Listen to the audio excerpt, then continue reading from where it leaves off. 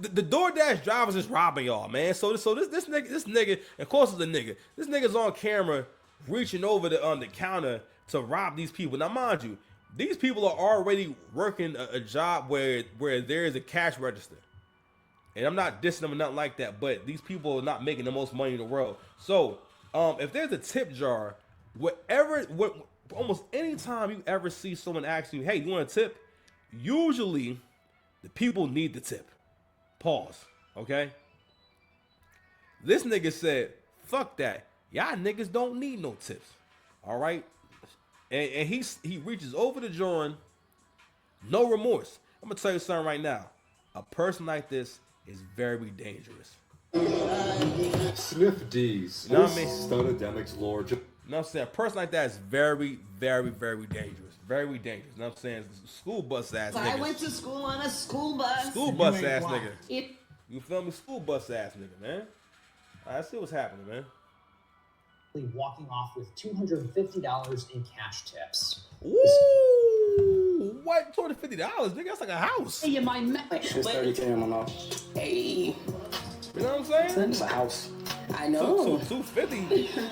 You could tell. For 250, shoot, nigga, you can have her legs up with the bonnet down. You understand? Wait. Bonnet down, legs up for about an hour. I'm wondering too if this guy. The fact that white girls are even saying bonnet in any capacity lets me know that white women know what bonnets are, and they see y'all wearing them shits. I wonder, like, what's white girls' opinions about when they see a black woman out wearing a bonnet and what that looks like to them? You know what's funny is, like, white people are not necessarily a group of people as a whole. They're like the craziest and the best dressers in the world, and they wear the nicest stuff. Cause I see them every single day. Cause I'm over there in the more affluent areas. You know what I mean? People gotta speak on my behalf when they see me in the area. You know what I mean? Nobody gonna step up and speak on your behalf. So if you ain't been a solid nigga. Right. So I'm in these areas, so I see how they present. They don't have no equivalent to the bonnet. The bonnet is the most disrespectful thing for you to ever be wearing, and lets everyone know as soon as you come in the area that you probably ain't shit. And you know what's crazy is I'm like, it was funny is I feel like whenever I see someone wearing a bonnet, I feel as though they always look like they know they wrong. All right, if you wearing, especially if you a dude, you know you wrong. You know you dead wrong. All right, bigger to strong. You got it going on. What? Dead wrong. You feel me? Went all the way in. Vlad said, oh man, shit. Hey, in front of a middle school? No, sir. Why are your pants unzipped? They just why would somebody call 30K in my Server working a double shift says it was everything she made that day. It happened Memorial. So that was her bread. Oh, all right, so it's called Leo's Coney Island. God, nigga, he ain't just take a little bit. He could have just took 2 fingers and robbed him. He opened his hand up wide. Pardon me. Reached over the counter. Matter of fact, they moved it away to avoid this kind of shit. He used his long reach to rob these niggas, man. Memorial Day inside the Leo's Coney Island on Eureka Road in Taylor. Now, police are trying to track down the driver. 7 News Detroit reporter Tony Geftis spoke with the worker who hopes the video serves as a warning to other restaurants. The server who works at this Leo's says she was pulling a 14-hour shift on Memorial Day when a DoorDasher was caught on camera pulling a fast one. It was actually horrifying when I saw the empty cup. My heart sank. Video from behind the counter of a Coney Island shows an employee preparing a pickup order when a DoorDasher reaches over a barrier and swipes cash. While I'm doing that, he is reaching. Man, listen, Anton gonna make a point about nigga. It's your boyfriend. Nah, that nigga is definitely at the very top of the black male hierarchy. At the very top of the black male hierarchy when it comes to support from the community. You know, who gonna lead the people in the black community? When it comes to the black community, right?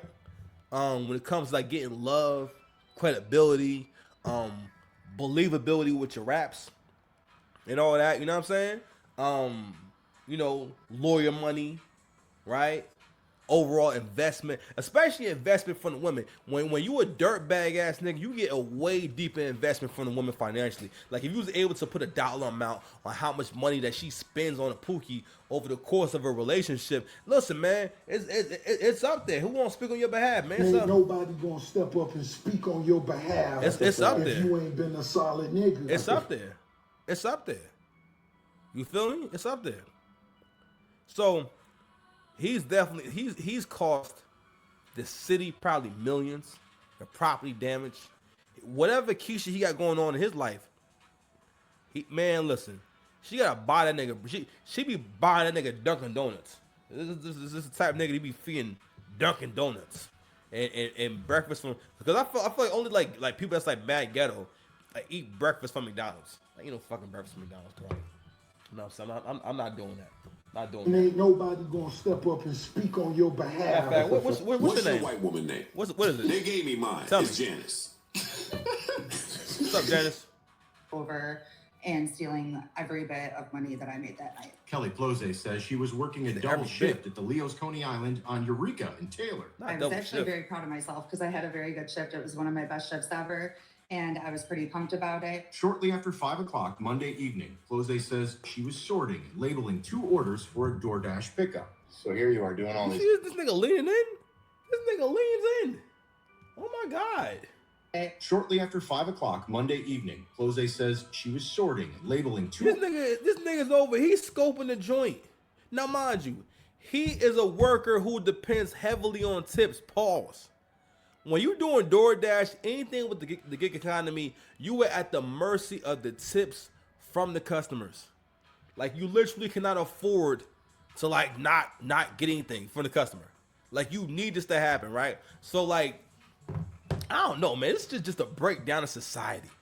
I feel like every day I lose more and more hope in people. Or maybe it's that I'm too naive. I think a lot of us might be too naive to like how real the world is, right? How hungry people are. And it's like, damn, you have to leave the tip jar out so people can donate and stuff like that, right? Or but you know, give and stuff like that. But at the same time, this shit was behind the register at this point. He had to reach his arm all the way over.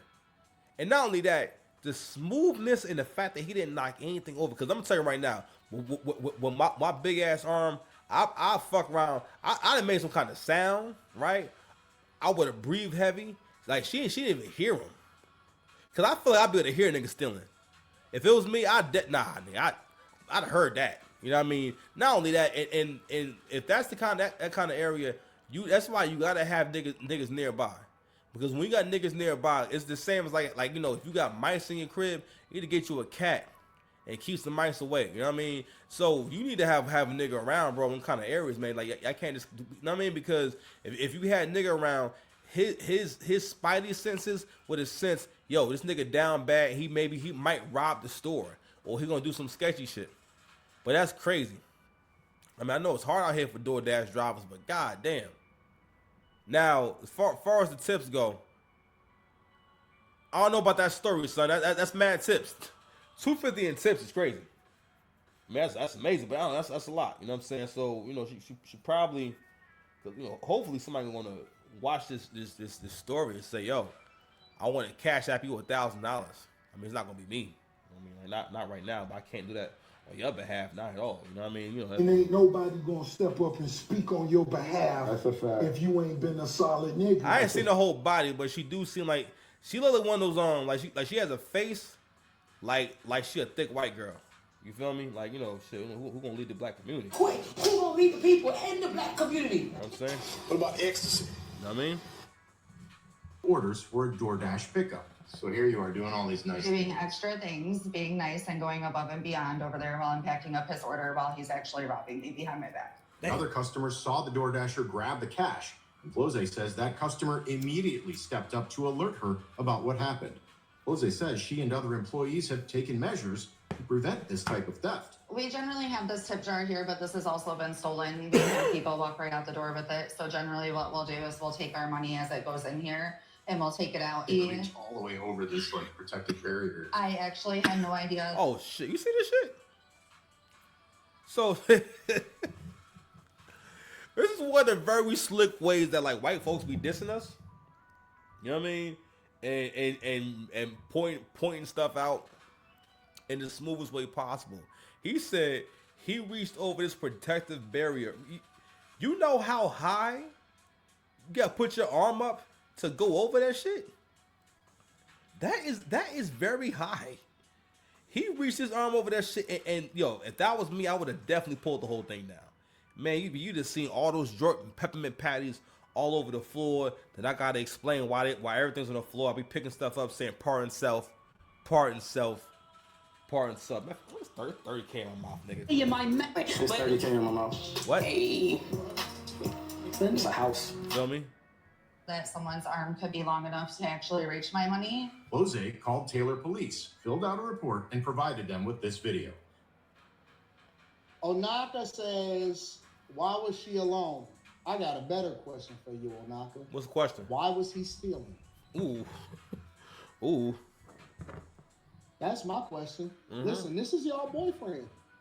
That's y'all boyfriend. He said, y'all boyfriend. I'm going to go out there. I'm going to hustle. I'm going to make some extra money. And now you turn on the Anton Daniels channel. You turn on the Millionaire Morning Show with Anton Daniels. The cameras is right there. It's a camera here, a camera there, a camera when you go in the door. They can't help themselves. This is why, fellas, this is why when you're winning, gentlemen, they have listen, it's slim pickings out here.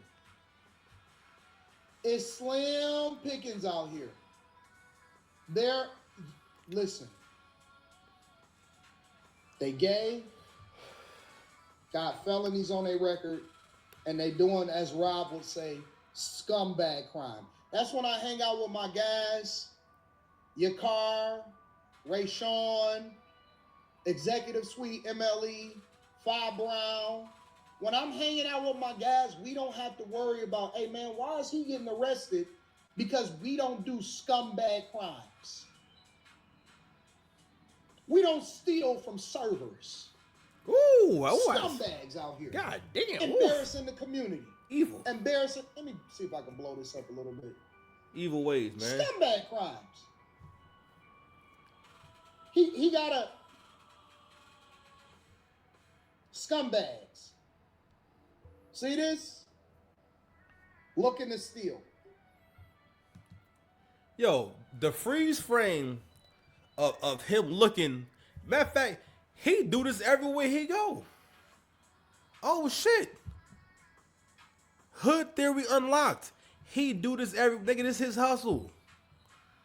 Nah, that nigga definitely got a habit. You know what I'm saying? Only somebody who got a habit will even think of some shit like that. Matter of fact, in general, I've never thought to steal from a tip jar. If anything, I'm thinking like, damn, I ain't got no cash on me to put anything in the tip jar. This nigga said, all right, well, I'm here to make some money, but you know a whole always going double dip. That nigga came through and double dipped.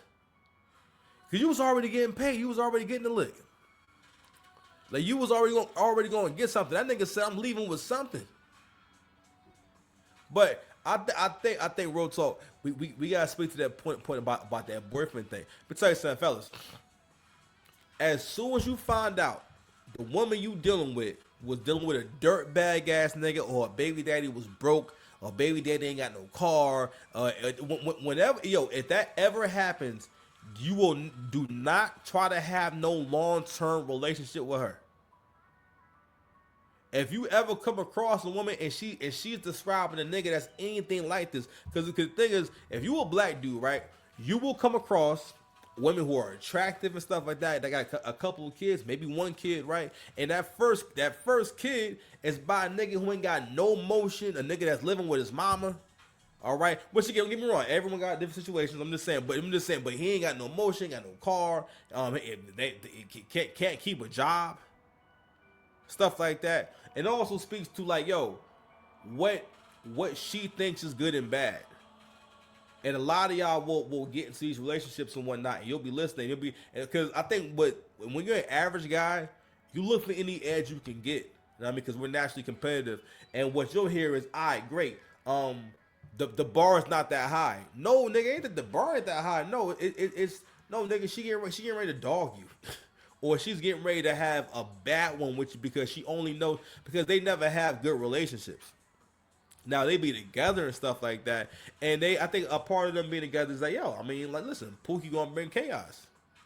All right, he gonna bring chaos and whatnot, and they kind of like matching energies. And what happens is that how can I say, he's able to engage her in ways that if you're like a productive male, a productive man that's serious, it's just not going to really be the same. It's not as it's like with kids. Like really think about like how kids think. Kids think about being entertained and think about what's the most engaging thing. And when you go around kids, you have to do things with them that have them, moving around and playing and things that feel playful. Whenever things feel serious, like kids are less just less into it. Like when you were younger, like you wasn't into religion. You know what I'm saying? When you were younger, you weren't you couldn't get excited about politics. You didn't say, "Oh my God, it's the election." I ain't give a fuck about the election. You know what I'm saying? Nah, I was comfortable. Too, if this guy's done this before, he seems so comfortable. Too comfortable. So I know for a fact that somebody that comfortable, what else could be done? Scumbags. Can't even leave your purse out around this dude. Can't even invite him over your house. That's why when we walking around and we having a good time and we partying, hey, yeah, life is good. This is a Kendrick Lamar. Listening, trying to free his slaves. Oh my baby, This is the main thing I wanted to get to. This is a God tier impression of Kendrick Lamar. This is exactly how he sounds. And he's not exaggerating. That's not an exaggeration. That's not him making a caricature of Kendrick. That's how that nigga sound, bro. All right? Who gonna lead, man? Who gonna lead? Who gonna lead the people in the black community? You word? Yeah, Duke. All right. Cinnamon wouldn't understand. In fact, Cinnamon wouldn't understand. Peekaboo. Peekaboo. This is not. You better remember my name. Peekaboo. Peekaboo. This is a. In his playlist, all he got is bing, bah, boom, bah, boom, bah, bang. I think that every time.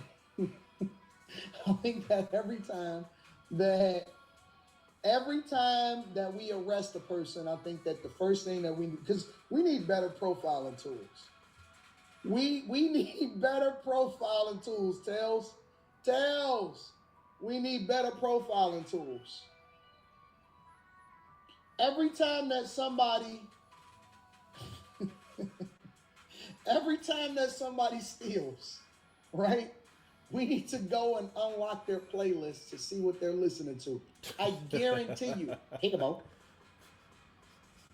Peekaboo.